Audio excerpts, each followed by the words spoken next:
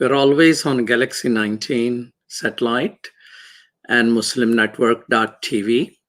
Also on Amazon Fire TV, Roku, as well as a whole lot of social media. And pretty soon we are going to be on Apple TV as well. Thank you so much for joining us at the Mujahid Talk.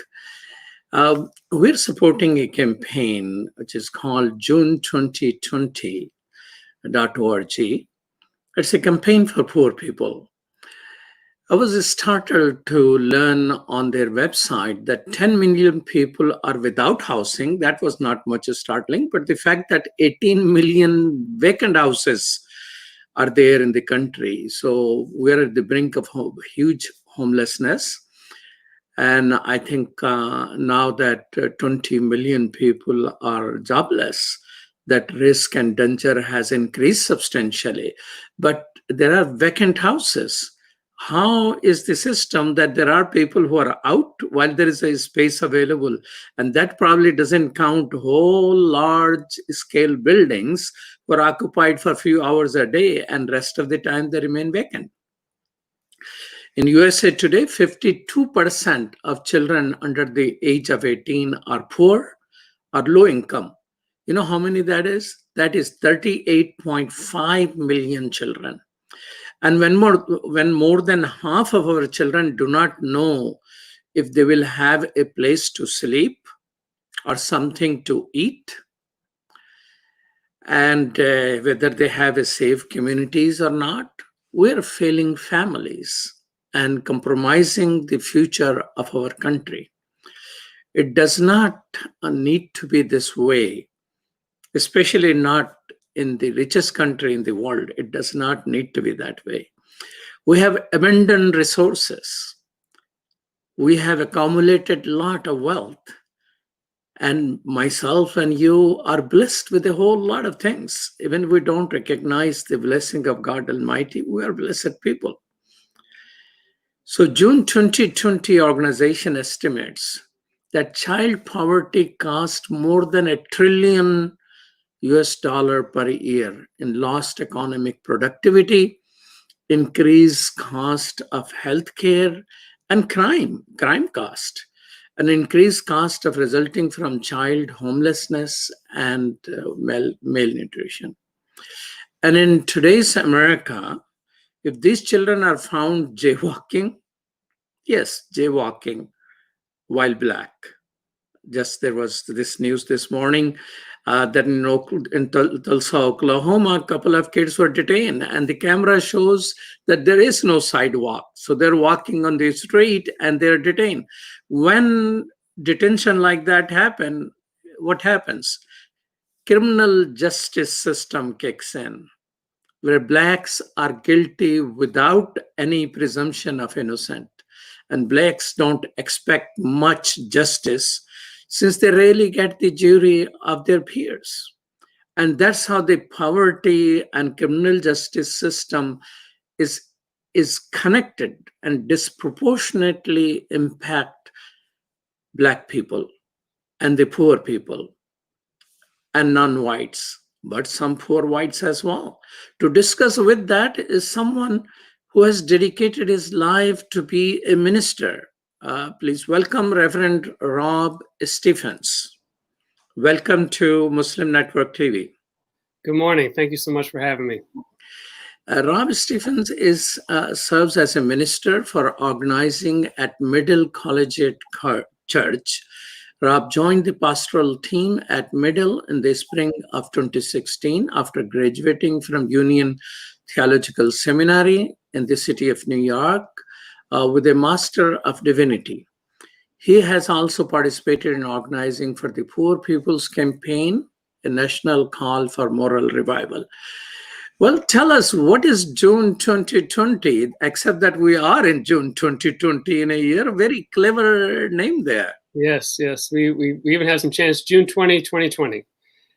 So we are, it's around the summer solstice, and so the longest day of the year that we're choosing to shine a light on the issue of poverty and racism in this country. The Poor People's Campaign, a national call for moral revival, was relaunched almost 3 years, 2.5 years ago, on the 50th anniversary of the original Poor People's Campaign, which was launched by Reverend Dr. Martin Luther King as his final campaign to bring people together across difference, from the white people in Appalachia to people, farm workers in the western part of the country, to indigenous people, to people from the Mississippi Delta, saying that this is a new and unsettling force that couldn't be beaten. And he was murdered in cold blood while he was building that campaign on a Memphis balcony, April 4th, 1968.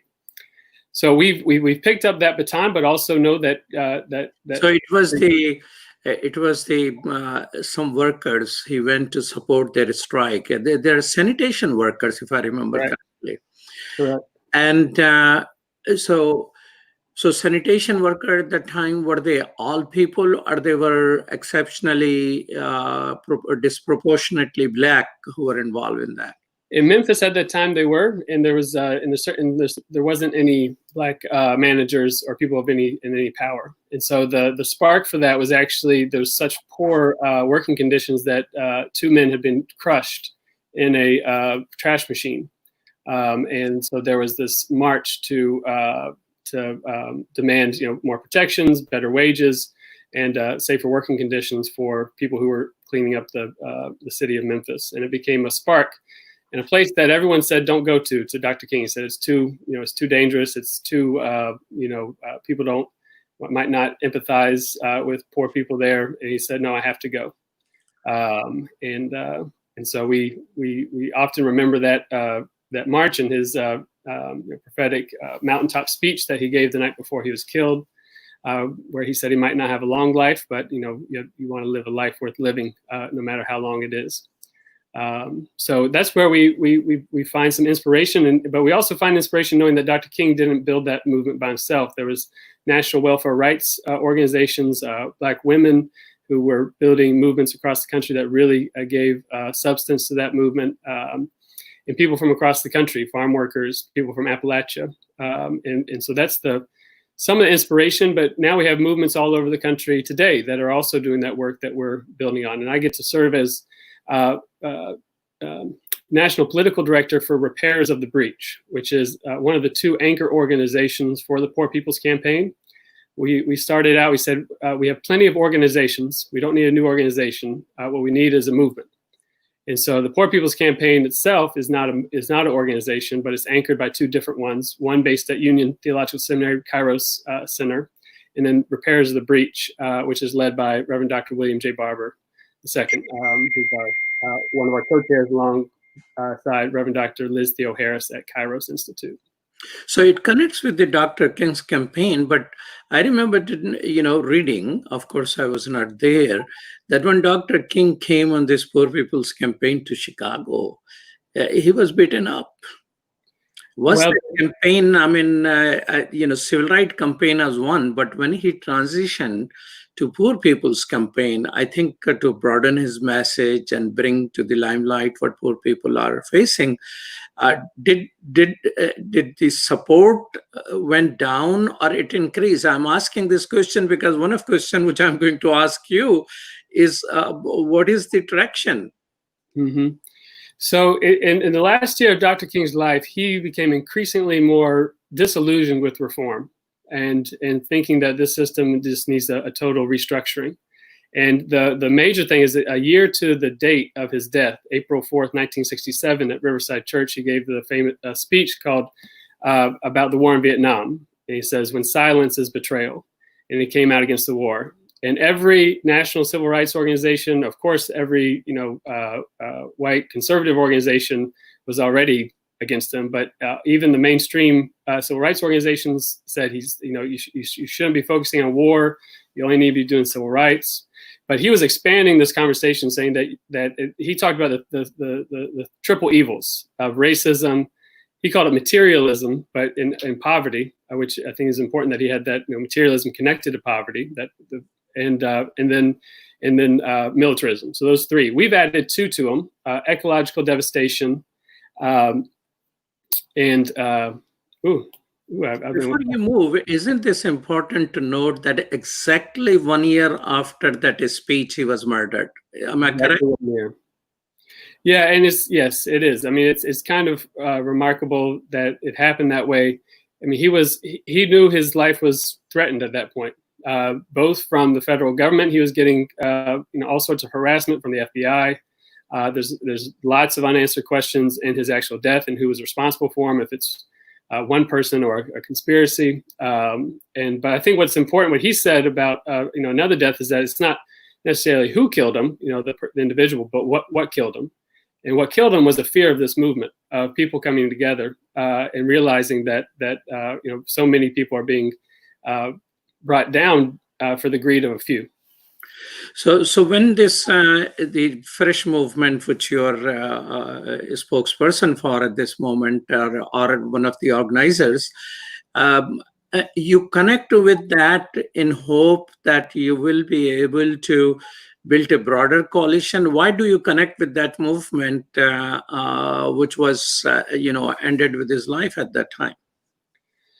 Yeah, so I think I'm from North Carolina, where Reverend Barber's from, and I started here in what we called the Moral Mondays movement, which was really a state-based movement. And what we looked around, and he looked around in the 2000s, in 2007, 2008, and said, all these different groups, the environmental justice groups, the anti-death penalty groups, the criminal justice groups, the healthcare justice, education justice, all these different groups that are fighting for things. It's the same people who are fighting against us on them.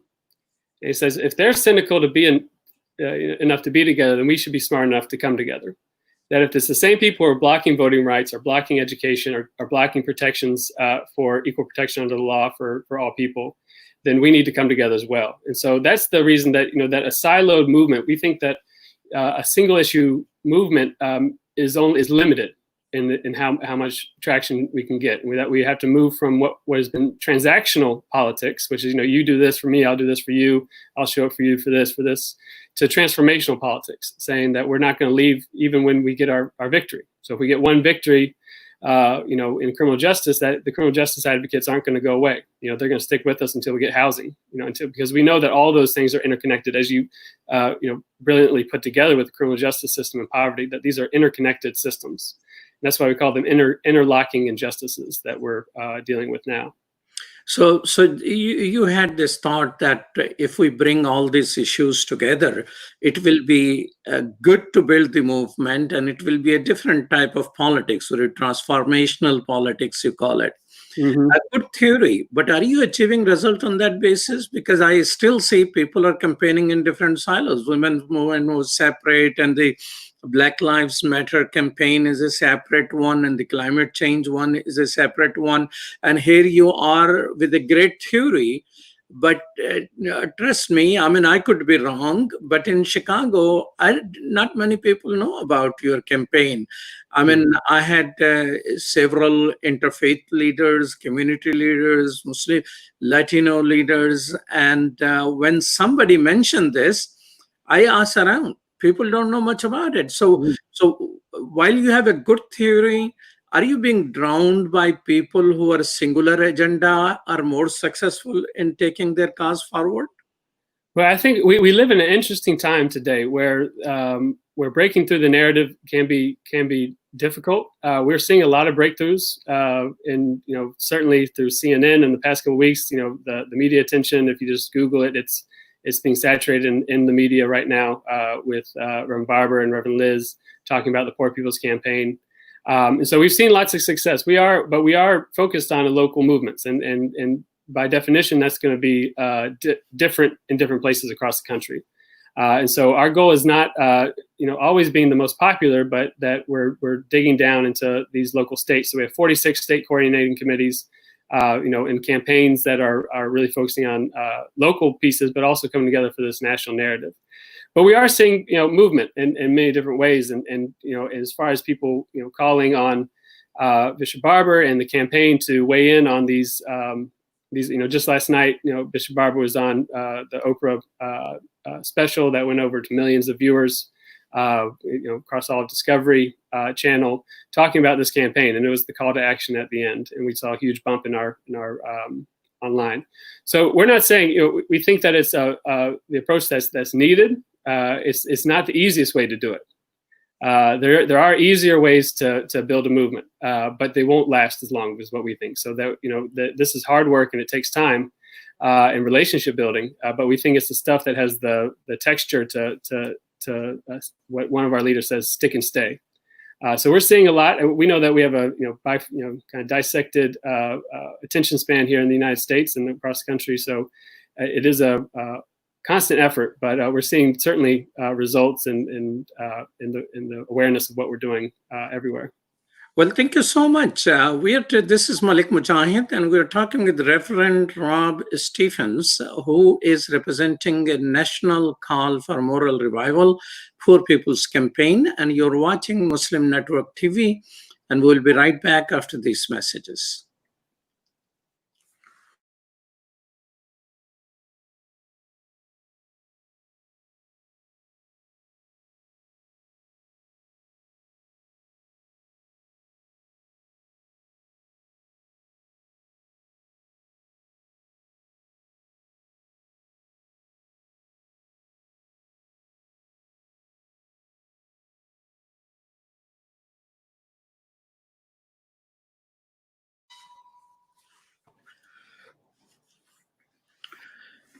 Welcome back to Muslim Network TV. This is Imam Malik Mujahid. I'm talking with Reverend Rob Stephens, who is speaking for Poor People's Campaign, a national call for moral revival. And there is going to be a major movement on June 20th, 2020. And I'm going to be personally part of it, and you can all watch it 10 a.m. Eastern Time to 12:30 on Muslim Network TV live broadcast. Tell us, who are the poor people in America? I mean, who are the poor people? I mean, they are all around. I mean, in New York, it is said that 1 in 4 person is looking for food in the current situation. Poverty definitely seems to have increased recent time, but give me a demographic of poor, what poor look like. That's an excellent question, and one of our main parts of our movement is that we historically, if it's all right, if I just kind of based on historically how we've defined poverty in the United States is a very political decision. And that so sometimes we even fought with people. We are militantly nonpartisan. So we go after Democrats, Republicans, anyone saying that we need poverty and racism to be at the center. But we even struggled with people who talk about poverty being 40 million people in the United States. But that's using an incredibly stingy view of what poverty is. So with that understanding, if you make $13,000 a year as an individual in the United States, you're not considered poor to the federal government and under that. Even if you're living in New York City, in Chicago, in LA. If you're a family of 4 making $26,000 a year, you're not considered poor with 4 people in your family. And so, and we know that you can, in the United States, and there's actually no place in the United States that you can afford a 2-bedroom apartment with minimum wage and with that type of income. And so we are, and you read some of the statistics that academics and researchers did to look at an expanded view of poverty that says that we actually have 140 million people. Now that 100 million between the 40 million who are called poverty by the federal poverty level, the FPL, and that 100 million, those 100 million are one emergency away from being in severe poverty. And so one $500 emergency that they couldn't afford that would send them into poverty. And actually that 100 million, often they just flow back and forth between being just above water back into drowning and being. I think it's so much, just this particular thing, just $500 will throw them off. Recently I saw, I think in New York Times, or was it Washington Post, I forgot, a story about a family who, after several years of a struggle, was able to get out and have a rented house. And then suddenly, because of the situation, they lost everything. Now they're in car. Right. Yeah, I saw that article. Unable to get out of their car, and you have to use facilities and cannot take shower. And I was reading that. I had difficulty. They have a car, but that's all they have. Hmm. They have sometimes no money to feed their kids who are in the car. Yeah. And so that $500 tipping point seems to be very serious. Can you take a little more? What 500? Say they ended up in hospital. Yeah, I mean, if you ended up in the hospital, any sort of insurance that isn't covered in a natural disaster, something like someone gets sick is the main. So I think the number one way that someone falls into poverty is through a health crisis, and that has to do with the fact that we're the only of the top 25 GDPs in the country, we're the only in the world, we're the only country that ties insurance to a job instead of to someone's humanity. That that as a human being you deserve health care, which is the rest of the world that is in the tier of our economies has figured out that you deserve health care, and that actually we spend far more than any other country on health care, even though we don't provide it to everyone. So it goes into different systems which we have of the corporate insurance and this and that. So money goes into the system, so make the budget bigger of what we spend on that healthcare, except that the poor people went a little bit here and there, and they're just gone. Yeah, So please continue. So $500 can turn somebody off. I mean, there are people who probably don't have even that type of a money. So do people define poor people, say, with different? How would you define if you have control of defining who is the poor in our country, richest country in the world? How would you define poverty? So there's certainly analytical numbers, and so we defined the 140 million based on 200% of the federal poverty level being that. And there's actually a longer explanation. I'm not an economist, so I'll refer that to the website to really break down how you get to that number. But we know that this is happening everywhere. I mean, that's the importance of June 20 is to get these stories out, that people are really struggling in the United States, and it's not coming to the fore. And what's interesting to your question, to your point earlier, is actually while Black people in the United States 61% of Black people in the United States are poor or low income, but the largest group of poor people in the United States are actually white people. That white people or number-wise? Numerically, so numbers-wise. So we have more poor white people than any other group. And so, but we have a narrative of racism in the country that poor people are all Black or brown or Native American. But actually, the groups that are taking the most from public services, that are on social services, getting sustenance and payments out, are white people. But we have a narrative that was created by post civil rights to vilify poor Black people, especially the welfare mother, the welfare queen, saying that they're the ones who are sucking from our safety net. They're the ones who are depending on the state, when it's actually white people who are hurt the most when we cut social services. So that's part of the counterintuitive piece of this campaign, is to say, you think that poverty is about Black and brown people, but that's been part of the trick that the nation and the leaders have done, is to try to make that so you don't care about this issue that's affecting so many people in the United States. So what would you say proportionately speaking? I mean, if 60% of Blacks are proportionally who are impacted by poverty, what percentage of white people are impacted by poverty? So on some level, I think we're all impacted by poverty right now, and I'll leave that for another point. And I think COVID-19 has really shown us that. But on percentage level, we have it's 26 million Black people, so that's 61% of the population, of Black population. It's 64% of Latino people, that's 38 million people. It's 40% of Asians, that's 8 million people. It's 58% of Native and Indigenous people, that's 2 million people. And it's 33% of white people, which is 66 million people. So that's where so it's actually 40 million more poor white people than poor Black people in the United States.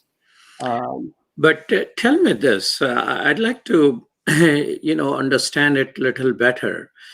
Why then white poor or white uneducated are disproportionately support politics, which might hurt them. Yeah, so there's a long history of how white, we know that race is not real. Race is a social construct. There's no biological basis for it. So we know that there's a story behind it. I'm glad you're mentioning that, because in Islamic terminology, there is no word which compared to the word race. I mean, God Almighty tells people all people are the same from Adam and Eve.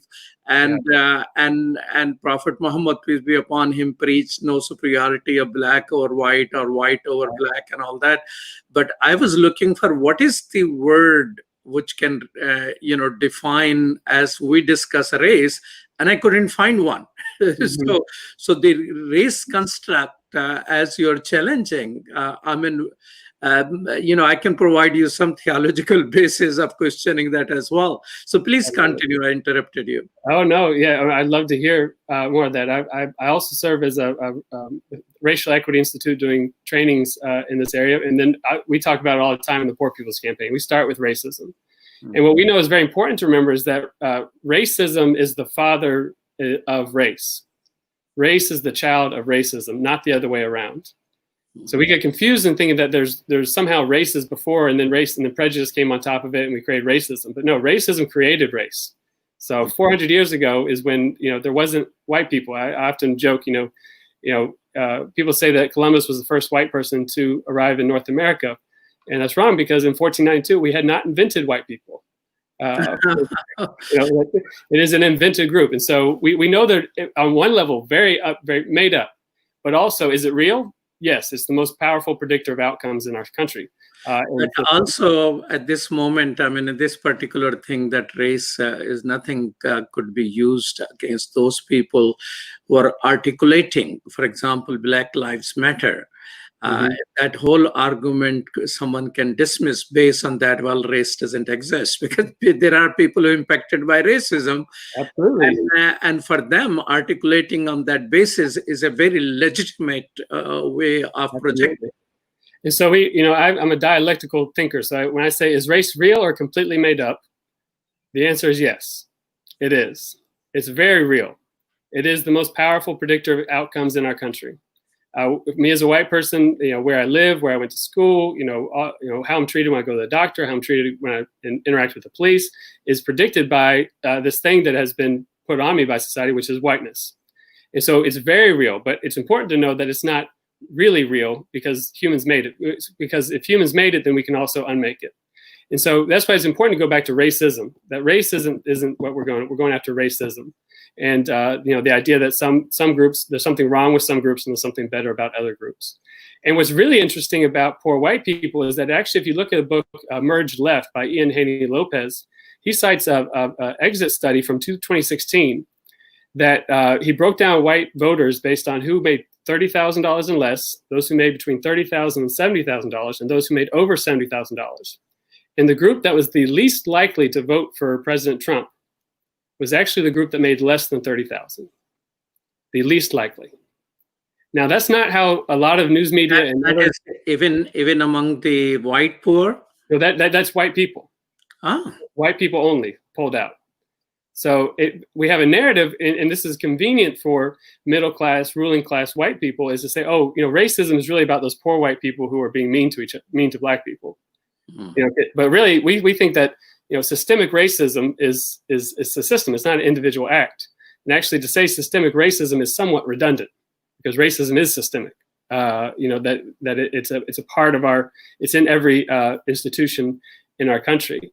And what we find is that actually, that if we, working with poor white people in East Kentucky, coal miners working across the country, and if you look at some of our videos and testimonies on the website that we put one out each day, you'll see some of these folks, fast food workers, who, once you start working with them, they really get engaged and have a lot of success working across difference. Sometimes even, much more than we do with people who, the kind of wealthier people who have some hangups on working with poor people. So it's, that's part of the counterintuitive nature of what we're trying to do with the Poor People's Campaign.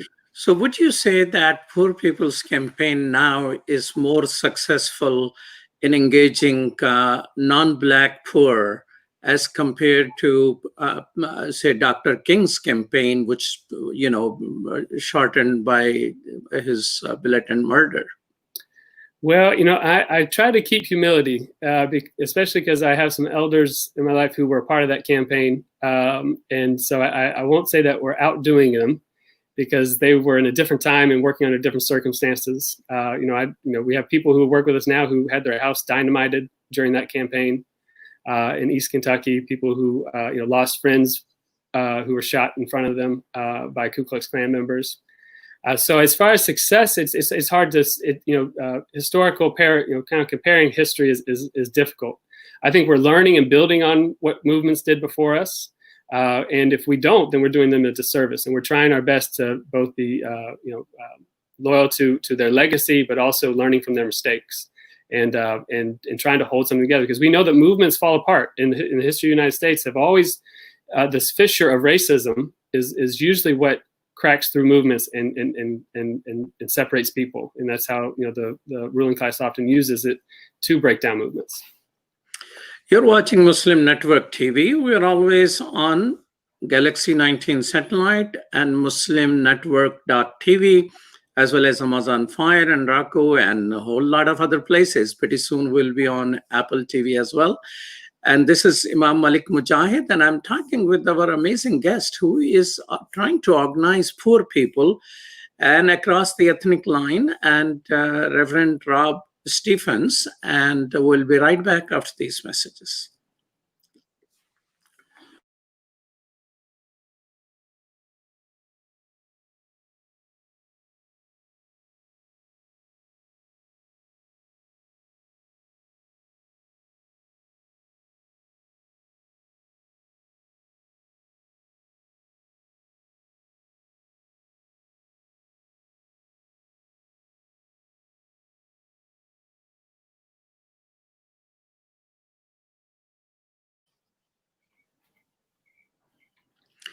Welcome back to Muslim Network TV. This is Malik Mujahid, and I'm talking with Reverend Rob Stephens, and you're watching Muslim Network TV on Galaxy 19, as well as Amazon Fire TV and other places.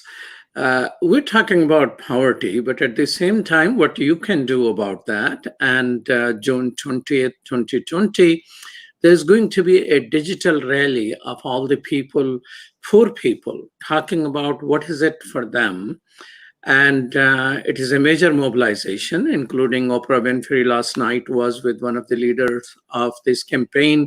And you'll be able to watch that live on June 20th, right here on Muslim Network TV. And I look forward to you joining. I will definitely be there listening and learning.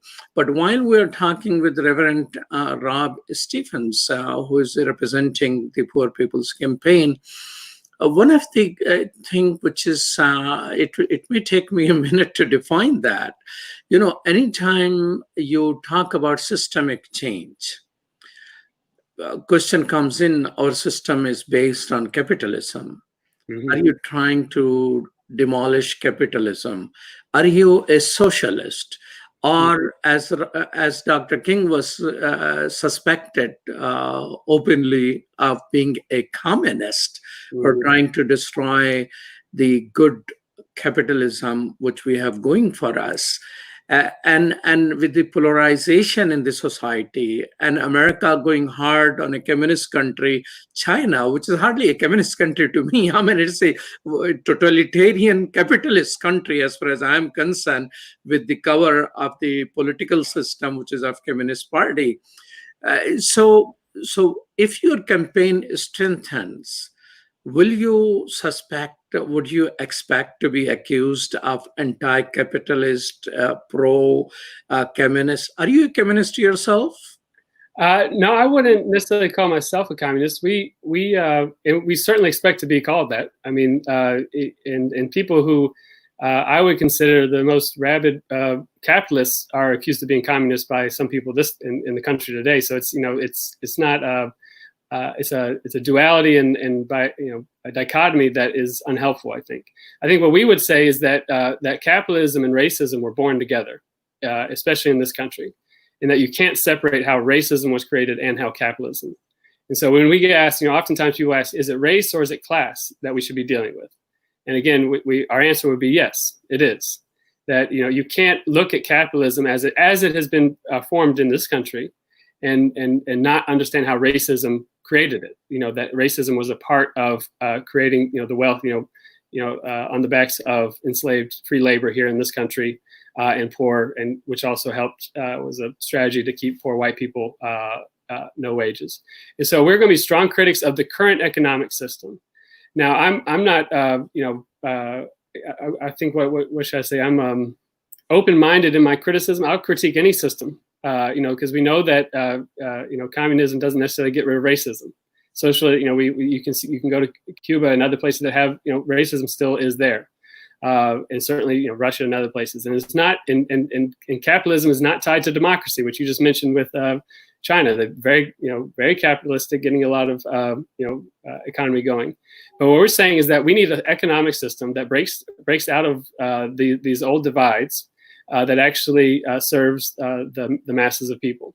That we have enough. That United States is the richest country in the world, but it's actually the richest country in the history of the planet. And so we think that you have to. There's no reason that we can't provide these basic things for every single person. We don't want to get caught up in whether that's socialist or capitalist. Because from a faith perspective, we say it's Christian, or it's being part of our deepest moral faith traditions of whether it's Muslim or Buddhist or Hindu or even some agnostic. But that's actually where our deeper and that's actually constitutional too. So Dr. King was one of, and Frederick Douglass was one too, who held these two things together. That held our deepest religious values in one hand, and held the Constitution in the other, and said that these two things provide for the general welfare of our country, and that there's enough right here that we can base a society on where everyone has enough and everyone can live free of fear and free of want. You mentioned, when you were mentioning the poor in this country, I was surprised to hear that, if I remember correctly, that 40% of among Asian, there is a 40% poverty. Asian are held up as a good, well-to-do community, educated and all that, and Silicon Valley and so on and so forth. Could you dwell on that? Because some of our listeners are Asians, and I don't see anybody talking about poverty except some couple of crazy people like myself. You're in good company. It's true, and Asian poverty is one of those things that is hidden, and so and it's obviously just like white and black and Latino, the category Asian involves countless numbers of different groups of people, and is an arbitrary construct of grouping people together. But Asian poverty is a serious issue, especially when you go to places like New York and the big cities. But it can be very hidden, and it can be very different based on the history of our immigration policies, of when we've let groups in and under what circumstances. And so I think I heard the other day that over 50%. That is so true. Sorry to cut you off, but in New York, there were disproportionate number of among Blacks and Latinos were Asians, Bangladeshis. And one of them told me, very early stages, there are 200 or 300 people who have died in that communities because they were living in a concentrated areas in poor conditions and poor health facility. One of them says that that whose son died, that we tried to get 2-3 times, and they said no, only when he has difficulty breathing come in. And he said we tried, and then finally when they allowed him to come, a 30-year-old young Bangladeshi American, he couldn't live more than a day. just because, and that's the time when different celebrities were announcing, I tested negative, and nobody was testing these people. So you pointed out that, based on immigrant and how they are coming, they may be subject to that. Please continue. Sorry for interruption. No, absolutely. And that's a story that is shared in so many groups of people who wanted to get tested and couldn't. And that goes to the failure of our healthcare system, which is built to make money and not to serve people. I recently went through it myself. Me and my wife had our first child 2 months ago, and just watching how thank you. It's a great joy, but it was in the middle of this crisis, of this quarantine, and just watching how our system is made up of fine people, great nurses and doctors, many of them, but the system is set up for making money and not for serving the health of people.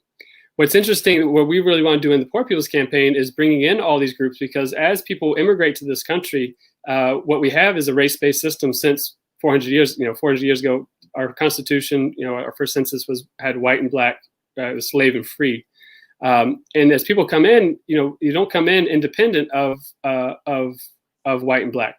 We call white in the Racial Equity Institute, white and black are the bookends of the racial arrangement. And what bookends do is they hold it up together. And so there's an anti-black bias that is tried to put on people as they come into this country, saying you can be like anyone, but don't be like black people. And so that we often see even immigrants who are coming from predominantly black countries, when in the culture that we live in, there's this anti-blackness that will be pushed, saying, that there's this group of people in the United States who they've had all these opportunities and they've wasted them, and you don't want to be like them. You want to be like the good people who work hard and make it up, without looking at the history of how structures have been set up to keep people in a certain racial arrangement. So I think it's important to really dig in and see where is poverty, and we see it in even in Muslim communities and where I'm from in Winston-Salem, North Carolina, where there can be different groups of people who are really struggling with poverty, and especially now, it's going to impact everyone. And the coronavirus, I'll say this, Bishop Barber is very strong, and I think he said by itself the coronavirus is a puny germ. I mean, a bar of soap can kill it. What gives us its strength is the inequality in our country. It has strength and power to do the devastation it's done because of the inequities that we have in the United States, because of racism and poverty. That's what's actually given it the power to spread so widely and to be such a force to really shut down the country like nothing else in our memory. And so, we have to deal with these structural inequalities if we're ever going to, be able to resist, live through these types of pandemics and crises. And tell us this: what people should expect on June 20th when they start watching. I mean, I wish people could participate in person. I think last year you have in person, right, in Washington, D.C.? Yeah, so last year we had a major Congress of 1,000 people in D.C., which was powerful. There's the largest presidential, the first one of all the major presidential candidates in the Democratic primary. We invite Republicans. The year before that is when we actually had the 40 days of action. We had mass mobilizations in states across the country, and we had over 5,000 people that committed civil disobedience and got arrested. We had tens, hundreds of thousands of people who came out to marches. So we were disappointed. We wanted to be in D.C. for this mass Poor People's Assembly and Moral March on Washington. We wanted to lift up the voices of those who most impacted. But we realize now that to keep people safe and also to really get the message out, we have to do it online. And so on June 20, what you can expect to see is you're going to hear the stories of people most impacted by the interlocking injustices: systemic racism, poverty, militarism in the war economy, in this distorted moral narrative of religious nationalism and ecological devastation. And you're going to see their voices are going to be front and center. There'll be celebrities, there'll be other people who will introduce them, but they're all coming saying, we need to stop and listen to how people are being impacted by these interlocking injustices. And so you'll hear some heartbreaking stories, but you also hear the plans for how we change it and the demands that we have for changing this, and how people are organizing and coming together across all sorts of difference to demand a difference and to build power. We know that this is about building power. And so that's what we can expect on Saturday morning. We're really thrilled that the Muslim Network TV will be a part of it, and that y'all are going to be streaming it. And I think everyone will be excited. The main thing we want right now is for folks to go to june2020.org and to sign up and to pledge to be there, and then to share it with your networks so that we can all be there. Tell me, it's also a presidential election, and candidates are coming up with their manifestos, and Carolinas have given a substantial push to Democratic Party potential nominee, presumptive nominee, I think they call them. Yeah. How do you see his platform as compared to President Trump's platform when it comes to poverty?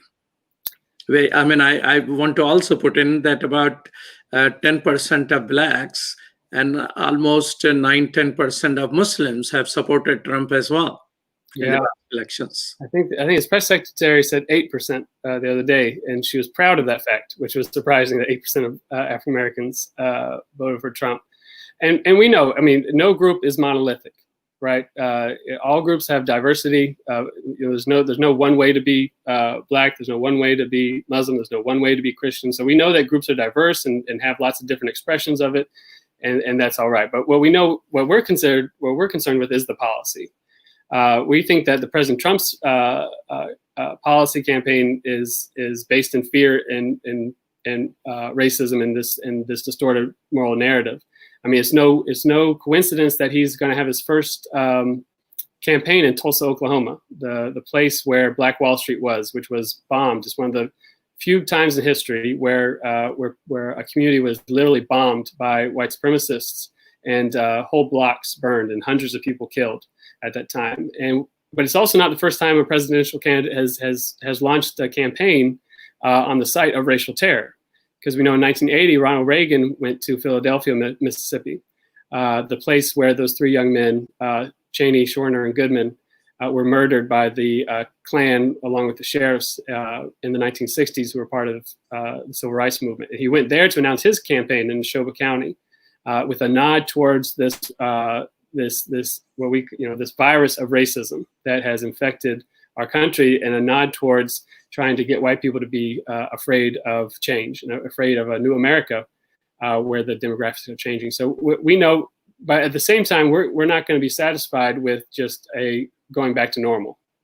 We don't want to go back to normal. We don't want to go back to what we had before 2016, because before 2016, we had deep racism and poverty across this country. So we're not going to be satisfied with the status quo. We say, no back to normal. We need a new. When you say status quo, do you mean the status quo of Democratic Party? Oh, absolutely. We challenge what we say is that Republicans racialize poverty and Democrats run away from poverty. Democrats will talk about the middle class and the working class, but they will never go towards saying, actually, well, what about poor people?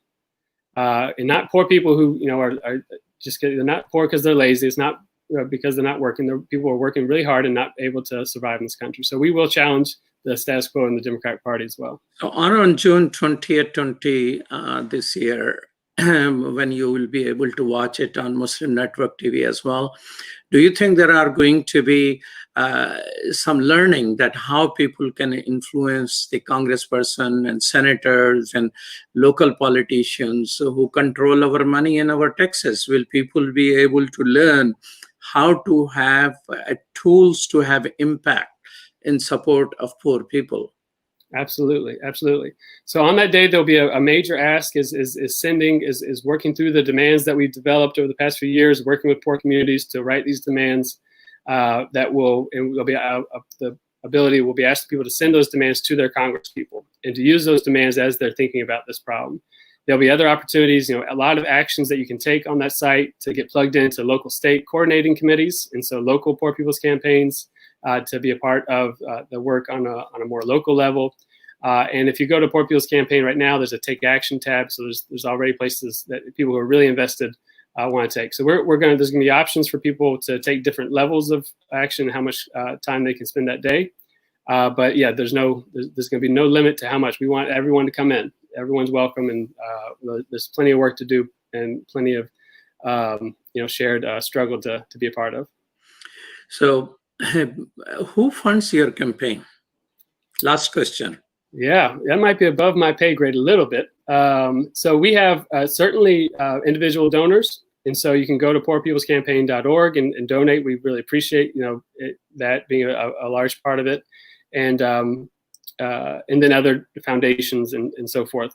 One thing that we're very serious about, and one thing that has probably limited us in the past, is that we don't do very well with restrictions on our funding. And so early on, we often would have people say, well, we'll give you funding as long as you don't talk about this, or as long as you kind of be quiet about this and focus on this issue.